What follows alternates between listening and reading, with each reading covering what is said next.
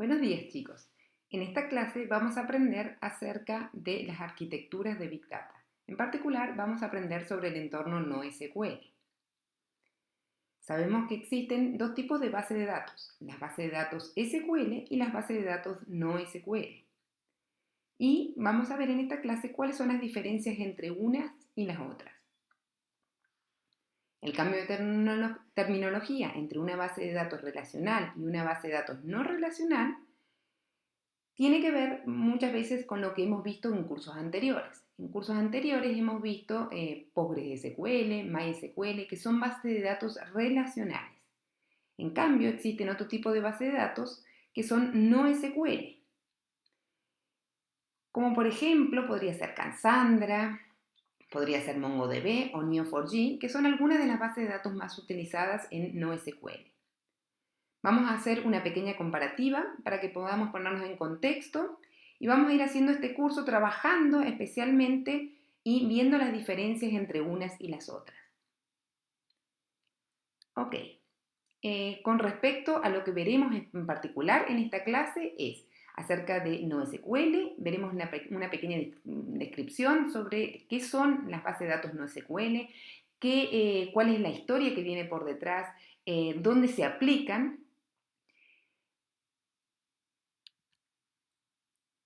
Ok, partamos. Como uno sabe, existen dos tipos de bases de datos, principalmente las SQL y las no SQL. Las bases de datos SQL son bases de datos relacionales, es decir, que tienen tablas y tienen un esquema súper claro. Son bases de datos relacionales porque tenemos un conjunto de tablas y un conjunto de cápsulas de información, las cuales se relacionan mediante relaciones o índices y existe una forma de consultarlas. En estas tablas de las bases de datos se guarda información separada y luego se relacionan de alguna forma. Por ejemplo, uno podría hacer una consulta y mediante un join, que conocemos que existe un lenguaje estándar SQL, ya que nos permite hacer esas consultas, y de esa forma podemos obtener la información que está guardada en la base de datos. En cambio, en una base de datos no SQL no guardamos tablas, guardamos, por ejemplo, documentos. Esos documentos están relacionados de alguna forma, pero también podría pasar que esos documentos sean documentos que internamente tienen otros documentos y que tienen otro tipo de estructura. En SQL, los datos que yo vaya guardando siempre tienen la misma cantidad de filas y la misma cantidad de columnas. Esto no es variable y por lo tanto el esquema es claro y fijo. Este esquema está siempre presente y es fácil de darse cuenta cuáles son los componentes que intervienen en esta base de datos. Las bases de datos no relacionales no tienen ningún tipo de relación entre los datos. Podrían ser una colección o podemos ir viendo qué es lo que sucede internamente con estas bases de datos. Lo bueno que tienen las bases de datos no relacionales es que se puede consultar de manera rápida y la información está preparada de forma tal que uno tenga esta información que uno la pueda disponer de manera rápida. No tenemos tablas ni colecciones y por ahí van a haber ciertos documentos, hablemos de documentos porque es el caso en particular de MongoDB, y adentro tenemos colecciones que podrán ser otros documentos. Entonces lo que tenemos es tener una base de datos que no tiene un esquema fijo. Uno lo podría ver como una cápsula entera y adentro de esa base de datos existen colecciones, ¿ya? Que tienen otros documentos guardados y esos documentos pueden tener adentro más información. Otra de las características, a diferencia de las bases de datos SQL, es que es muy sencillo de trabajar con las bases de datos no SQL. No hay que complicarse mucho con esto de cómo están guardados, cuántos join tengo que hacer, qué tan rápido es una consulta si lo hago con un join en el from o en el where.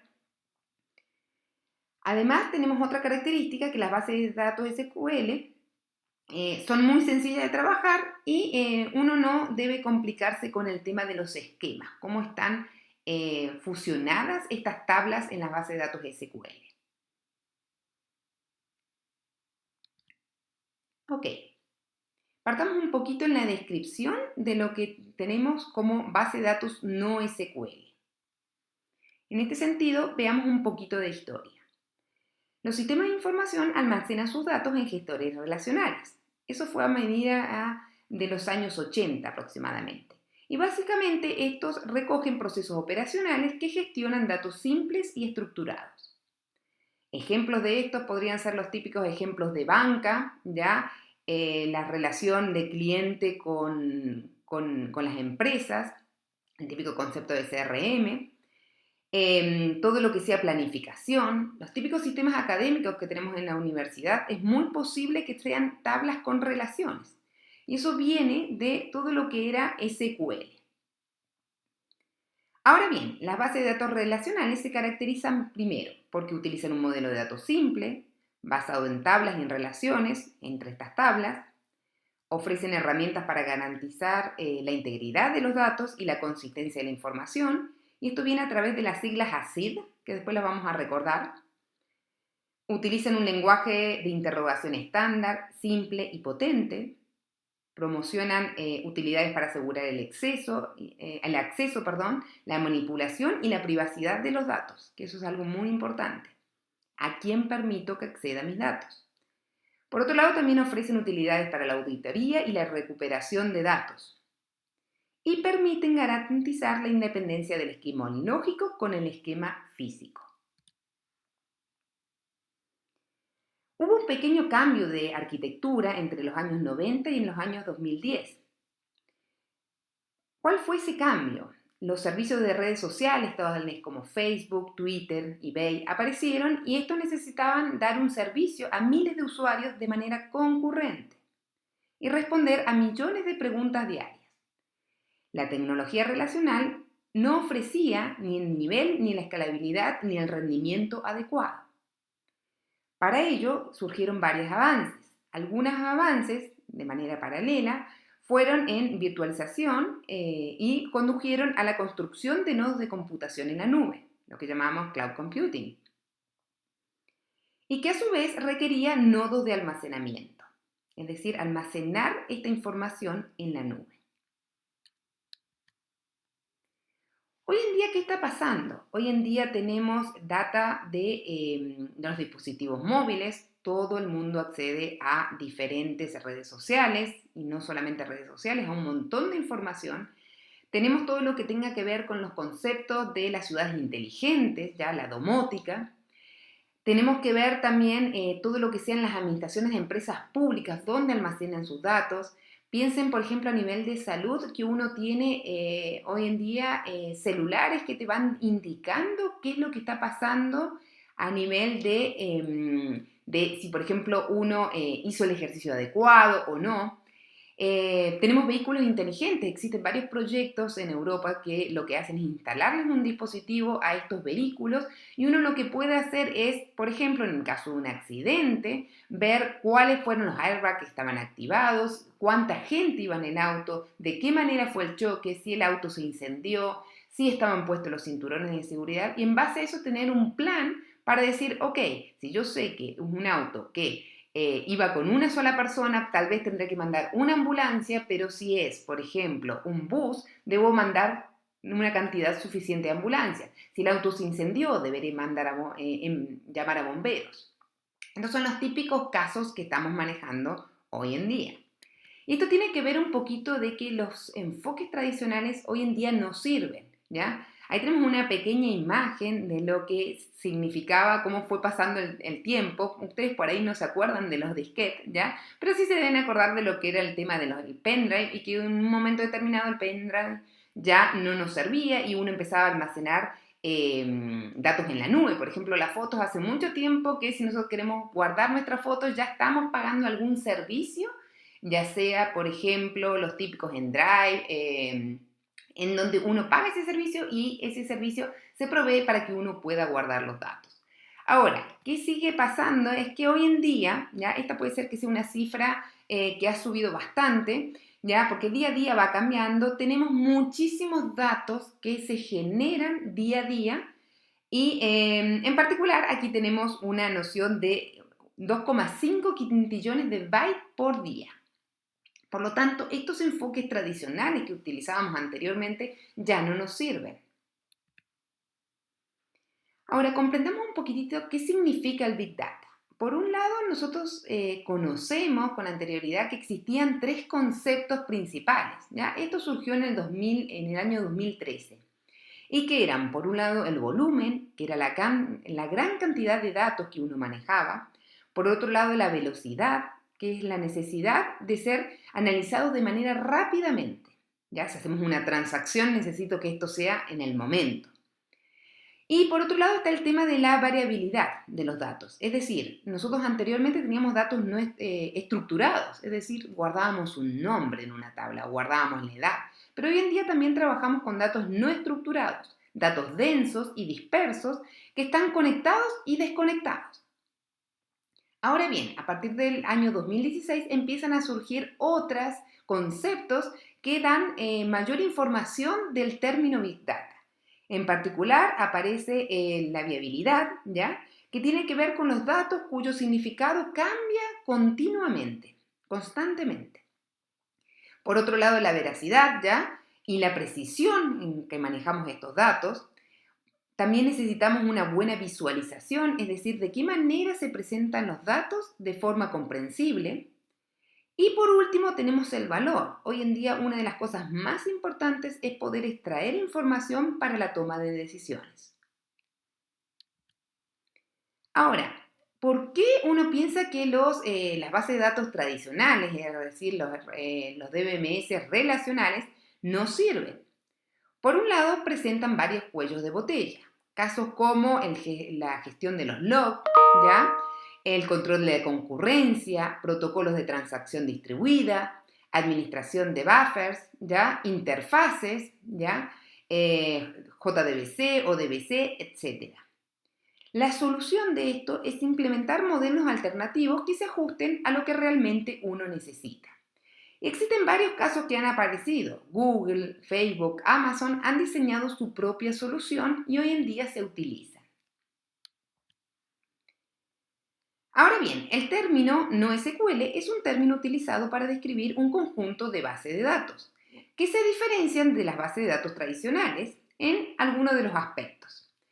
Tenemos que es un esquema predecible y en el caso de las bases de datos SQL y en las bases de datos no SQL no es predecible. Lo que sí es un esquema prescindible, ¿ya? Es decir, que lo requiero. No utilizan un modelo de datos relacional. Aquí todo lo que hemos aprendido de normalización en cursos anteriores de base de datos no se aplica. ¿Por qué? Porque la idea es, ojalá, tener agrupada la información de manera que yo pueda consultar de manera rápida. Esto a veces involucra que la información esté duplicada. Muchas veces tenemos varios nodos, varios servidores que tienen diferentes nodos guardados en diferentes partes del mundo en la nube, en donde voy a tener exactamente la misma información y por eso es el término de la desnormalización, ¿ya? Van a haber muchos lugares en donde va a haber información duplicada y esa información tenemos que ver que en el momento que se actualice, todos los nodos queden actualizados. Por otro lado, escalan horizontalmente, ¿ya? Veremos algunos casos de escalamiento horizontal y vertical más adelante. Y en base a las premisas que tiene el NoSQL es que no garantizan la atomicidad, consistencia, integridad y durabilidad de los datos. Este término fue tomado en el 1998, ¿ya? Y en el 2009, ¿ya? Eric Evans sugiere que en realidad se puede referir a esta familia de base de datos como la nueva generación del Big Data. Ahí les dejo un link que pueden revisar para ver también algunas diferencias entre lo que es NoSQL de SQL. Ahora bien, veamos el tema de algunos principios, ¿ya? Tanto la base de datos SQL como las bases de datos relacionales son tipos de datos de almacenamiento estructurado. La principal diferencia radica en cómo yo voy a guardar los datos. Por ejemplo, si quiero almacenar una factura, ¿ya? En las bases de datos tradicionales, ¿ya? en las bases de datos relacionales, separaríamos la información en diferentes tablas. Tendríamos un cliente, una factura, líneas de factura, y luego el DBMS, es decir, el software que administra esta base de datos, ejecutaría de alguna forma algún join y mapearía esto a una consulta SQL para mostrarlo al usuario. En cambio, en la base de datos no SQL, simplemente se guarda la factura como una unidad completa, sin separar ninguno de sus datos. Algunos principios que me gustaría destacar antes de pasar a la arquitectura sería que SQL no siempre es la mejor solución. Si los datos son relacionales, uno podría decir que se queda con una base de datos relacional, que sería una opción totalmente correcta. Ahora, NoSQL, antes de seguir con la parte de arquitectura, ¿ya? Podríamos decir que la base de datos se basa en cuatro principios, ¿ya? Por un lado está el control transaccional, ¿ya? No va a haber atomicidad, no va a haber consistencia, no va a haber aislamiento y durabilidad. No es que desaparecen, sino que se tratan de una manera distinta. Por lo tanto, estos conceptos de ACID no son importantes. Por otro lado, los join tampoco son importantes, en especial en los sistemas que son complejos y distribuidos, y lo que se busca es la desnormalización, como veníamos diciendo. Ok, pasemos a la arquitectura. ¿Ya? Disculpen. Con respecto a la arquitectura, en general, proveen una consistencia débil. Por ejemplo, una consistencia eventual o transacciones restringidas a elementos de datos simples.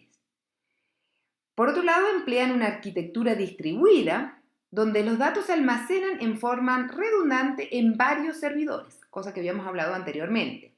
Y por lo general utilizan tablas hash, es decir, de alguna manera guardan en tablas para poder, de manera distribuida, para saber en dónde está guardada la información, en qué nodo específicamente. Generalmente ofrecen estructuras de datos simples, como arreglos asociativos o estructuras de clave-valor. ¿Ya? Tengo una clave y tengo el valor, con esa clave accedo a ese valor. También podemos decir que las consultas se realizan exclusivamente por claves o índices. Eso tiene que ver con las consultas que son simples. Y en las consultas complejas se realiza mediante una infraestructura de procesamiento externo, tal como podría ser, que vamos a ver más adelante, el concepto de MapReduce. ¿Ya? Yo de alguna forma tengo un algoritmo que me permite tomar los datos, reducirlos para poder guardarlos de manera más eficiente y luego tener algún mecanismo, algún algoritmo contrario que me permita tomar esos datos que están reducidos, digámoslo así, y formar el dato como venía principalmente. Ahora, con respecto a los modelos de consistencia, ¿ya? Vamos a ver que las bases de datos relacionales nos permiten definir una estructura con un esquema que demanda las reglas rígidas y garantizan, obviamente, el ACID. ¿Se acuerdan que estos términos tenían que ver con atomicidad, es decir, todo o nada, ¿ya? Se guarda o no se guarda. La consistencia, que era al fin y al cabo la coherencia de los datos. También teníamos que ver cómo se serializaban las transacciones, ¿ya? De manera que todo quede guardado. Y por otro lado estaba la durabilidad, que eran el tema de los cambios permanentes, ¿ya? Y esto era extremadamente estricto, seguir esto. Con lo que el dominio de la aplicación lo que hacía era requerir de muchos casos y muchas validaciones. Es por ello que NoSQL, es decir, las bases de datos NoSQL, debilitan estos requisitos de consistencia inmediata, datos actuales y precisión de respuesta con objeto de ganar escalabilidad. Y en base a eso nos basamos en el teorema CAP, ¿ya? Que va a ver la consistencia, la disponibilidad y la tolerancia a la partición. En vez de utilizar ACID, ¿ya? Se utiliza uno de los términos que es el BASE, para describir una estrategia de consistencia más optimista, ¿ya? Y fíjense que aquí la idea es, hay una frase en inglés que lo que nos dice es, sí, queremos que sea algo bueno, si queremos que sea algo rápido o queremos que sea algo barato. Y la idea es, seleccione una de estas tres ideas, combínelo y de esta manera usted va a tener un NoSQL extremadamente bueno y rápido, o extremadamente rápido y barato, o extremadamente barato y bueno. Ahora, en base a esto habíamos dicho que las bases de datos relacionales tenían asociado el concepto de ACID. Ahora en las bases de datos no relacionales vamos a tener asociado el concepto de base. ¿Ya? ¿Y esto qué representa? Representa varios conceptos. Es imposible que para un sistema computacional distribuido ofrecer simultáneamente las siguientes tres garantías. ¿Ya? Por un lado la consistencia, es decir, todos los nodos vean los mismos datos al mismo tiempo. Por otro lado la disponibilidad, que garantiza que los clientes encuentran una copia de sus datos solicitados, aunque ya hayan sido nodos que ya se encuentran en el clúster. Y por otro lado también tenía que ver con la tolerancia a la partición, ¿ya? Que el sistema continúa funcionando a pesar de la pérdida de los mensajes o fallos parciales en el sistema. Con este concepto base, lo que queremos decir es que, por un lado, está básicamente disponible. ¿Esto qué quiere decir? Que está operativo la mayor parte del tiempo. Por otro lado, ¿ya? El S, ¿ya? Representa que todos los datos en las diferentes réplicas no tienen que ser mutuamente consistentes y en todo momento, ¿ya? Por otro lado, aseguramos eventual consistencia. ¿Eso qué quiere decir? Que se asegura una consistencia solo después de que pase cierto tiempo. Así que hay que tener un poquito de cuidado con esto. En resumen, podemos decir que tenemos consistencia débil, es decir, tenemos algunos datos que son obsoletos. Tenemos que tener en cuenta que prima la disponibilidad, son respuestas aproximadas, ¿ya? Y es agresivamente optimista, disponible aunque falle el nodo, ¿ya? Siempre voy a tener los datos, ¿ya? Aunque haya nodo que falle. Ahí les dejo también un enlace para que puedan ver y poder ver algunas diferencias en realidad de lo que representa, obviamente, ahora tener este concepto en las bases de datos no SQL. Ok, veamos algunas aplicaciones. En particular, existen aplicaciones más complejas y los desarrolladores deben ser consistentes con el comportamiento de las transacciones base que soporta la tecnología elegida, con este concepto que habíamos nombrado anteriormente. Deben elegir para cada caso si aceptan datos inconsistentes o si se configurará el repositorio de datos con una consistencia en tiempo de lectura, aunque esto suponga un retraso en la respuesta. Es decir, verificar que en todas las réplicas se tiene el mismo dato o repararlo en caso de que así no sea. Les quiero nombrar algunas aplicaciones, ¿ya? Su uso es adecuado para aquellas que manejan grandes volúmenes, ¿ya? De datos, tienen una frecuencia alta de accesos de lectura y escritura, tienen altos cambios, ¿ya? Cambios frecuentes en los esquemas de datos y que no requieren de la consistencia SID que tantas veces hablamos. Algunos casos de aplicación, por ejemplo, serían los servicios web que hoy en día tenemos con todo lo que tenga que ver con redes sociales, blogs. Por otro lado, tenemos también aplicaciones de IoT, almacenamiento de perfiles sociales, juegos sociales, gestión de contenidos y existen varios ejemplos que pueden ir viendo a través de Internet. Disculpen. Ahora bien, veamos un poquito la taxonomía, o sea, ¿qué existe hoy en día a nivel de arquitecturas? ¿Cuáles son las bases de datos que existen para cada grupo? Sabemos que tenemos bases de datos que almacenan clave-valor, lo que decíamos antes. Tenemos bases de datos que se almacenan a través de grafos. El típico ejemplo es el Neo4j, que almacena gráficos, que más adelante lo vamos a ver. Tenemos lo que tiene que ver un poquito con el concepto de grupos de familias, ¿ya?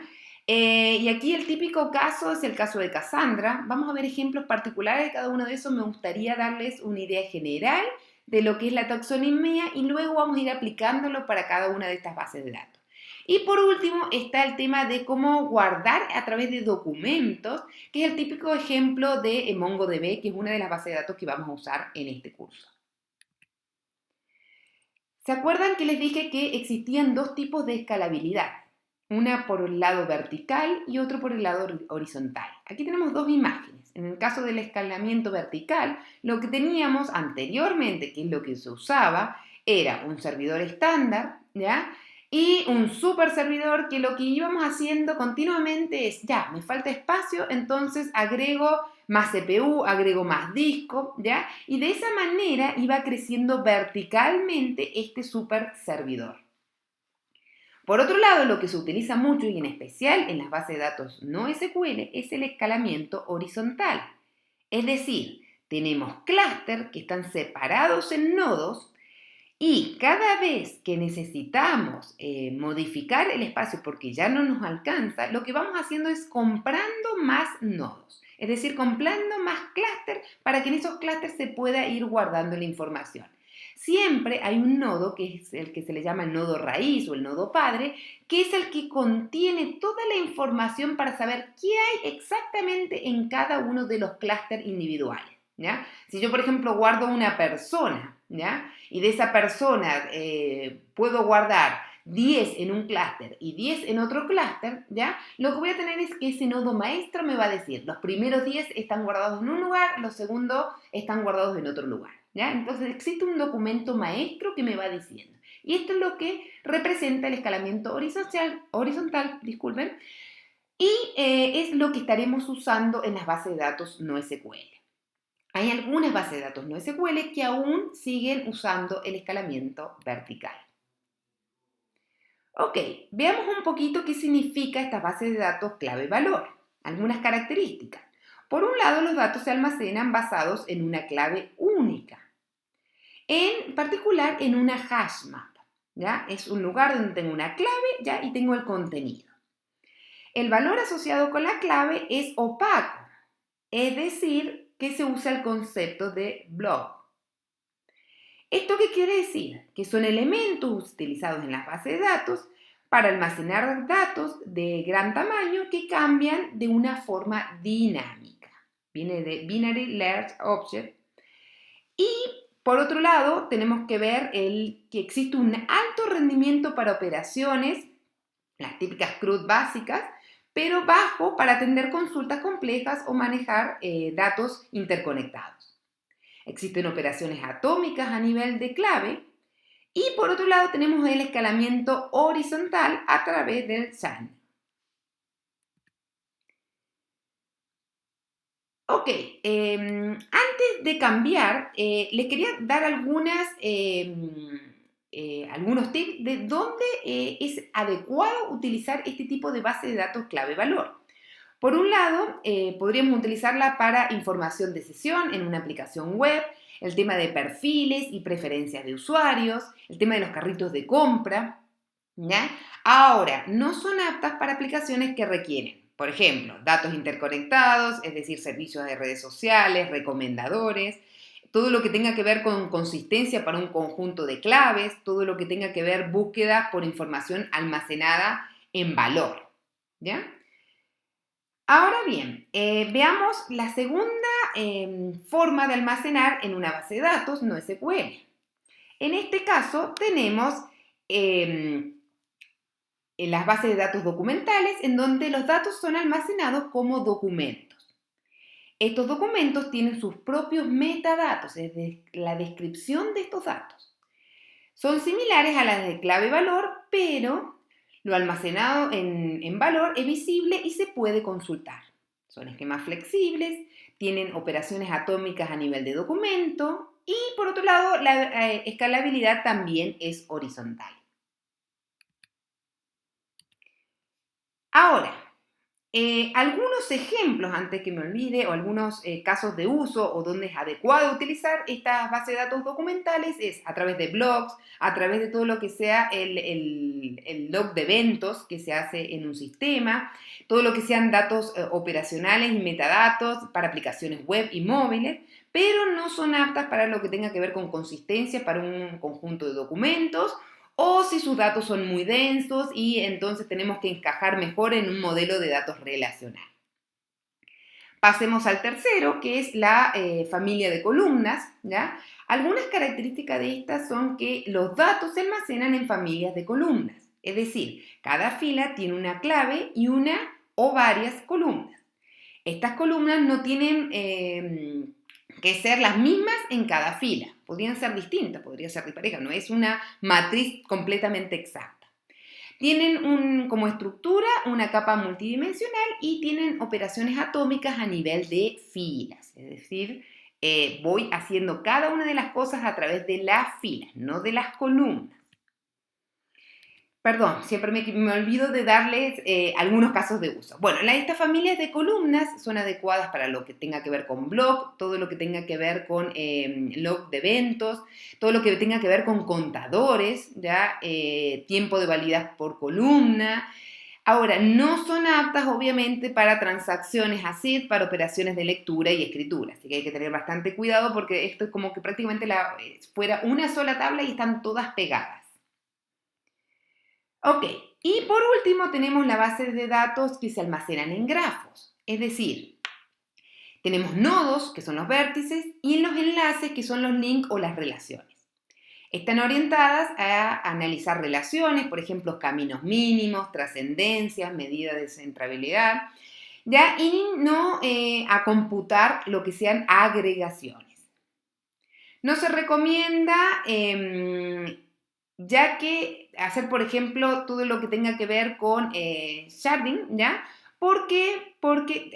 Antes que nada, el concepto de sharding es una forma de segmentar estos datos en una base de datos en forma horizontal.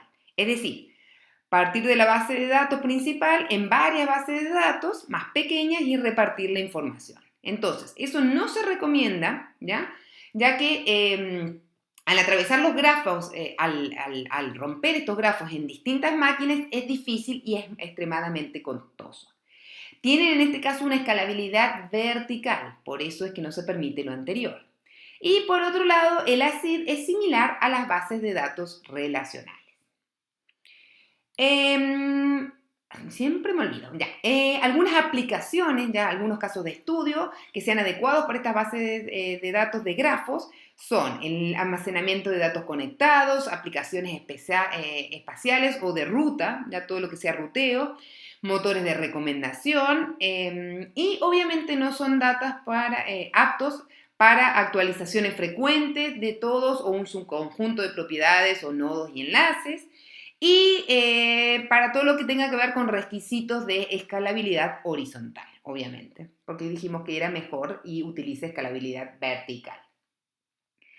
Ok, para ir cerrando con esta clase, la idea es hacerles un pequeño resumen de lo que no es en la base de datos no relacionales, no SQL. Es decir, estas bases de datos, los datos se recuperan en general en forma más rápida que las bases de datos relacionales, sin embargo, las consultas se pueden realizar, son más limitadas, es decir, la complejidad se atrasa y es trasladada a la aplicación, por eso es que se vuelven un poquito más limitadas. Si su aplicación requiere soporte transaccional, obviamente volver a utilizar las bases de datos relacionales. En el caso de NoSQL es adecuado para aplicaciones que generen informes con consultas complejas, ¿ya? Es decir, necesidad de los join. Aunque tiene una buena conexión con entornos como el ejemplo del MapReduce, que lo vamos a ver en particular con bases de datos de conceptos de Big Data como ser Hadoop, ¿ya? Que permiten paralelizar operaciones complejas y hacer agregaciones, hacer filtros, entre otros. La tendencia actual es ir hacia una combinación de lo que son los sistemas de base de datos relacionales SQL y las bases de datos no SQL. Les quería mostrar por último algunas ventajas ya con respecto a las bases de datos SQL. Por un lado, tenemos que son masivamente escalables, tienen una alta disponibilidad y un bajo costo comparado con soluciones similares a las de misma escala. ¿Ya? Generalmente ya tienen una elasticidad predecible. Por otro lado, tiene un esquema flexible, adecuado para datos dispersos y semiestructurados. Algunos inconvenientes que tienen estas bases de datos no SQL es la capacidad de